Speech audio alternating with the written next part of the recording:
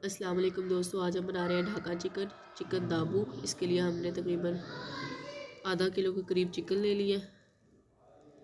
ये मैंने लेग लिया है। ये एक हमने आधे चम्मच इसके अंदर हल्दी पाउडर, हाफ़ टी स्पून इसके अंदर हमने डाला सूखा धनिया, ये हमने नमक, तिल डाले हैं और लाल मिर्च पाउडर डाला है और ज़ीरा पाउडर डाला। ये सारे स्पाइसेस हम इसके अंदर मिक्स कर देंगे अच्छी तरह।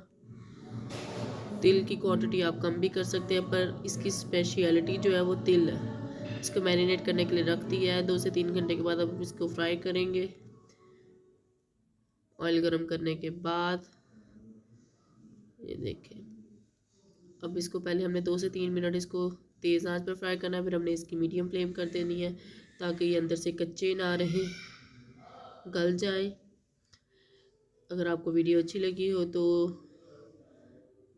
वीडियो को लाइक करें, चैनल को सब्सक्राइब करें और नीचे कमेंट ज़रूर करें। चिकन दाबू हमारा तैयार है। आप तिल ही ज़्यादा इसके अंदर डालने हैं, तिल ही इसकी स्पेशलिटी है। अल्लाह हाफिज़ दोस्तों, जल्दी मिलेंगे अगली वीडियो के साथ।